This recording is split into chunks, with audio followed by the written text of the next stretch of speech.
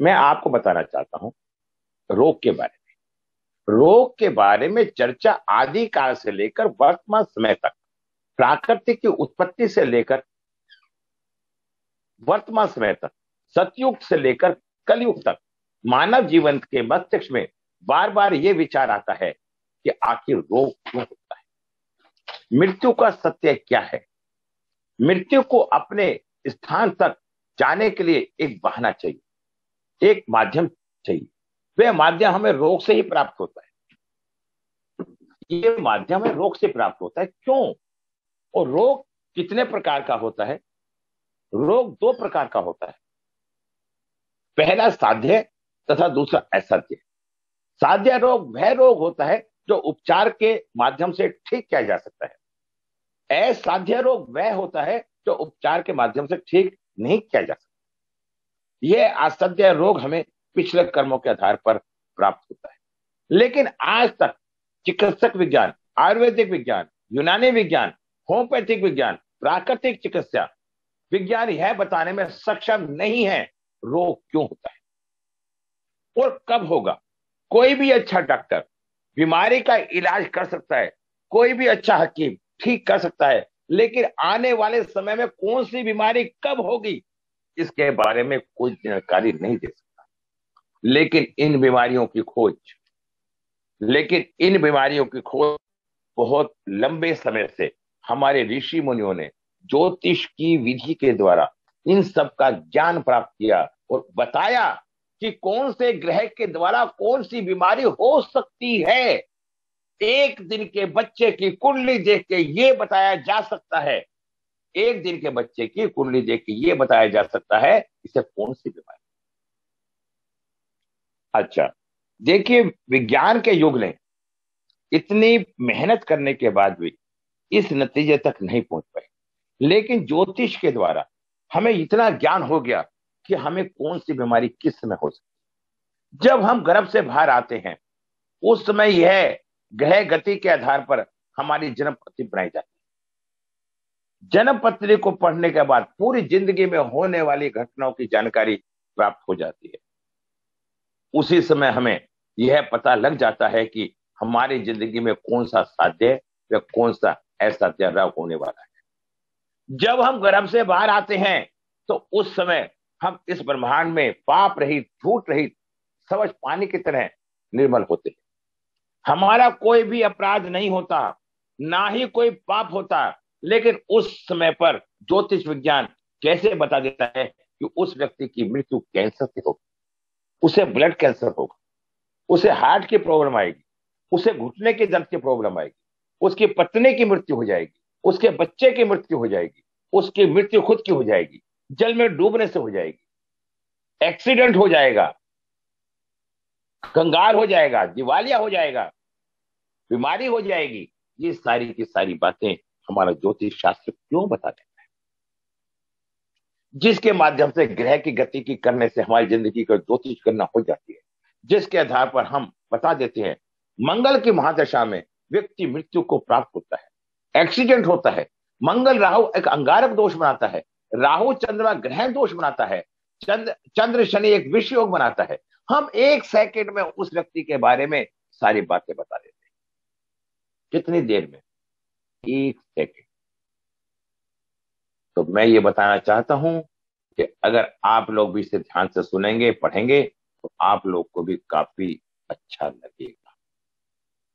इस दुनिया का विज्ञान जितना ही विकास हुआ है, उस विकास का केंद्र मानव जीवन का मस्तिष्क है। मनुष्य अपने शरीर से जिस प्रकार की गणनाएं करता है, उसी प्रकार हम अपने जीवन में चरितार्थ करने की कोशिश करते हैं।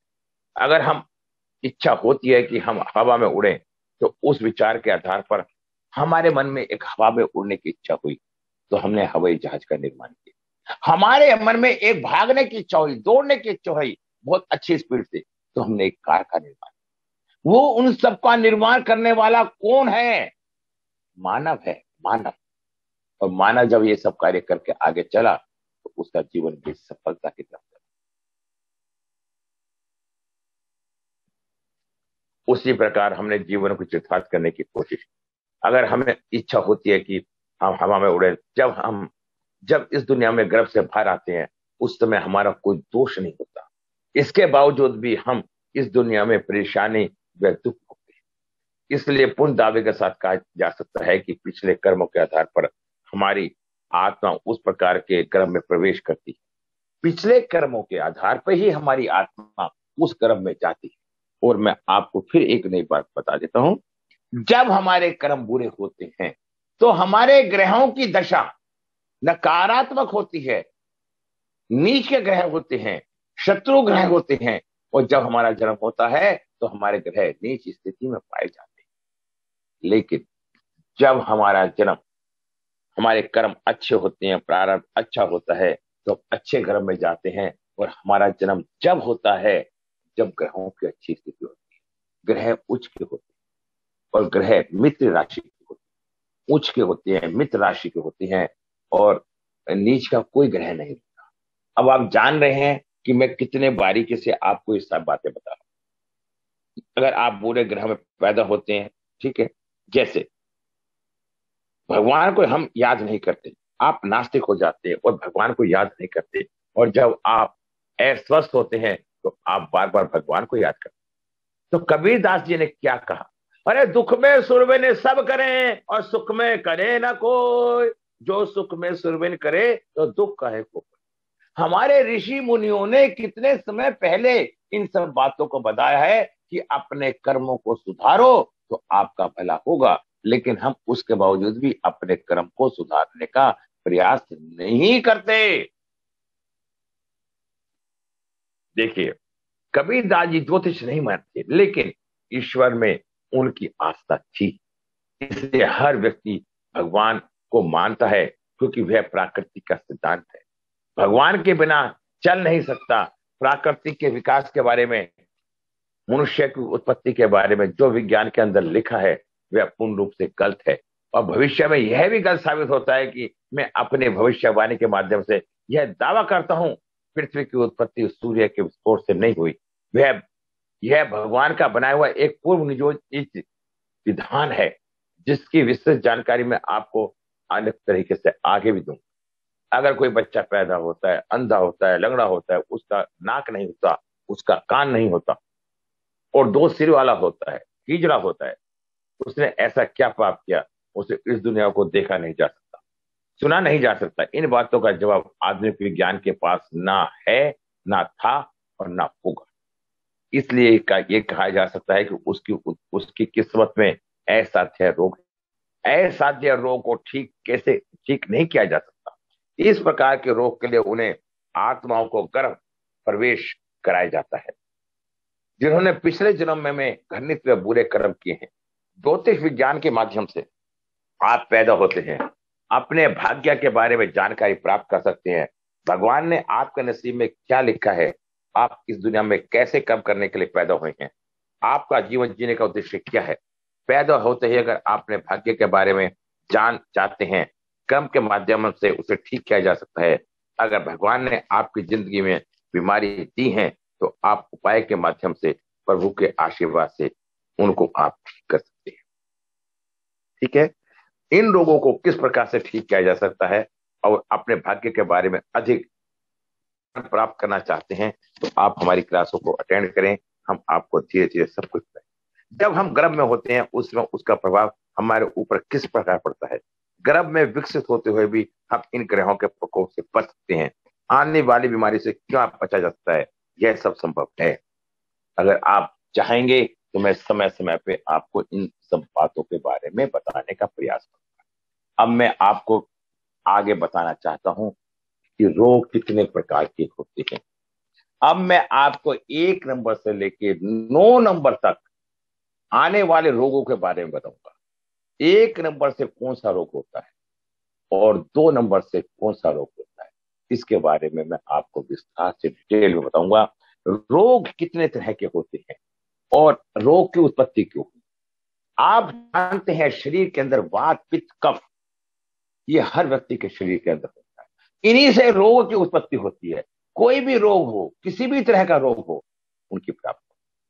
अब मैं 2 मिनट आप लोगों से चर्चा करता हूं। क्या हमारी जो नई क्लासेस चालू हो रही है लोशो ग्रिड की, और वैदिक की और न्यूमरोलॉजी की, क्या कोई उस क्लास में आना चाहता है तो हाथ खड़ा करके बताए। मैं आप लोशो ग्रिड के माध्यम से 1 नंबर से लेकर 9 नंबर तक के रोग के बारे में बताऊँ नेक्स्ट क्लास। अच्छा, भरत जी तो है ही, कोई बात नहीं, भरत जी आपको तो परमानेंट है। रेडिल आर्ट जैन, कोई और आप लोगों में से कोई मेरे से बात करना चाहता है, फोन नंबर देना चाहता है, या बोलिए। मेरी आवाज आ रही है आपको? चलो मैं रोग रोग के बारे में बता देता हूँ। कोई बात तो नहीं करना चाह रहा मेरे से, या आगे कंटिन्यू करूं, पढ़ाऊं? देखिए, रोग की उत्पत्ति मैं तो बहुत अच्छे तरीके से पढ़ाना चाहता हूँ, लेकिन आप पढ़ने की इच्छा नहीं रखते। भगवान ने हर कार्य हर एक को नहीं दिया। कुछ लोग कहते हैं हम मेहनत करते हैं लेकिन हमारे कुछ समय में नहीं आता, उसके पीछे यही कारण। ये क्या, दीपाली जी क्या आप बात करना चाहेंगे मेरे से? आपका मोबाइल नंबर क्या है?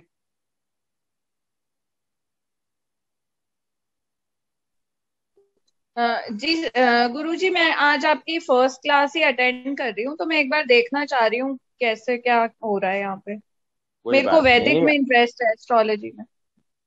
हमारी वैदिक की क्लास 9 तारीख से चालू हो रही है, और हम उसका डेमो क्लास भी दिया था। कल हम एक डेमो क्लास भी देंगे, कल भी हम पढ़ाएंगे। आप कल सब निमंत्रित हैं। ठीक है, दीपाली जी आप अपना नंबर बताएंगी, मोबाइल नंबर? जी मैं अभी भेज दूंगी आपको व्हाट्सएप पे पर्सनल में, यहाँ नहीं बोलना हाँ, चाह रही मैं। चलो कोई बात नहीं। मेरा नंबर 9368433275 है। ये मेरा हाँ व्हाट्सअप जी, नंबर है, आपका उसको नंबर है मेरे पास। आपका हाँ, डाल नंबर है। देना। आप कहाँ से हैं दीपाली जी? मैं गुड़गांव से। चलो आप दे देना, और मैं वैदिक पढ़ाने चालू करने वाला हूँ 9 तारीख से। और कौन कौन वैदिक पढ़ना चाहता है हमारे से? गुरुजी कितने दिन का कोर्स है वो, कितनी क्लासेस होंगी उसमें? 2 महीने का कोर्स है, 20 क्लास होंगी। ठीक है। और हम अच्छा। आपको हाँ, और 6100 रुपये मात्र फीस है। तो क्या 20 क्लास में प्रिडिक्शन करनी आ जाएगी हमें?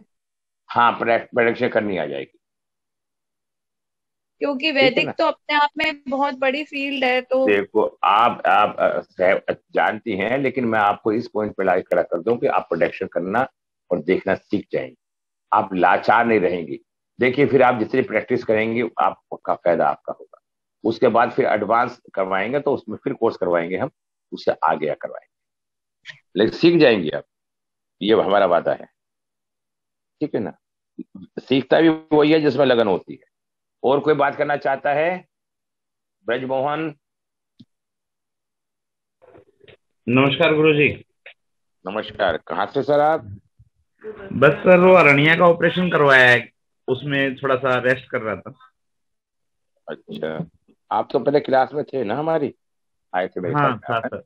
हाँ जी हाँ जी। चलो, जे ठीक। JSA ये कौन है साहब? क्या बताएंगे आप कौन है? आपका पुराना शिष्य सब सबसे पुराना। ओहो, अरे धन्य हो। जगविंदर आपने सिंह अरोड़ा स्टार्ट कर दिया आपने तो नाम। धन्य कर दिया। हमें डाउट हुआ कौन आ गए, आप तो हमारे गुरु हो। नहीं आप तो नहीं सर, हम आपसे पुराना शिष्य। हाँ। जसवीर जी बताइए, आप कब से हमारी क्लास में हैं, क्या पढ़ा है और क्या थे आप? क्या इंट्रोडक्शन दीजिए पूरी क्लास को। ये हमारे बहुत पुराने स्टूडेंट हैं, एक साल से पहले। आप बताइए जसवीर जी, आप जरा। मैं पुराना वैदिक एस्ट्रोलॉजर हूँ। लॉकडाउन से सर से न्यूमरोलॉजी पढ़ रहा हूँ और पढ़ता ही जा रहा हूँ। उसके बेस पे मैंने अपनी जो PhD भी पूरी कर ली है। पीछे मुझे डिग्री मिल गई है, सर की मेहरबानी है। सर को मिठाई खिलानी है अभी, कभी कभी। अभी काफी दिनों के बाद आज आया हूँ, सर ने कहा था वो पढ़ाएंगे, तो मेडिकल और एस्ट्रोलॉजी तो सर की मेहरबानी है, अलाउ कर लेते हैं, मेरे को याद करते हैं। और देखिए, जो हमारे पुराने स्टूडेंट होते हैं, हम किसी से पैसा नहीं लेते, और उन्हें हमारी क्लास में आने की इजाजत होती है पूर्ण रूप से। और हम लोग अभी क्या बोलते हैं, जगन्नाथपुरी जा रहे हैं एक यात्रा पे नेक्स्ट मंथ। कोई उस एरिया में हो, कोई जाना चाहता हो, हमारे साथ जुड़ना चाहता हो, तो बता दें। हम एक भागवत का प्रोग्राम करवा रहे हैं। वहां पे खर्चा सबका अपना है, खाने की व्यवस्था हमारी अपनी। हम फ्री में खाना खिलाएंगे सबको। भंडारा है 7 दिन तक। अगर कोई जाना चाहता है, उस एरिया का है, तो मुझसे संपर्क कर सकता है, बात कर सकता है। क्योंकि धार्मिक प्रवृत्ति के काफी लोग होते हैं, ऐसी बात। तो जसविंदर जी, जगवीर जी, कैसी लगी आपको जो हमने अभी थोड़ी देर पहले कुछ बोल के पढ़ाया बीमारी के बारे में? अच्छा, मैं तो वो भी थोड़ी लेट ही ज्वाइन किया था, बेटे के फोन से किया है, तो नाम छोटा आता है मेरा, GS चलो से। कोई, अच्छा और अच्छा, बड़ा कोई रैम बात पर नहीं। लिखते नहीं है। अभी आपकी क्लास में सुनेंगे। आप याद आ गया आज आपका, तो आ गया सर। पीछे बीमार था तो रेस्ट कर रहा था। चलो कोई बात नहीं।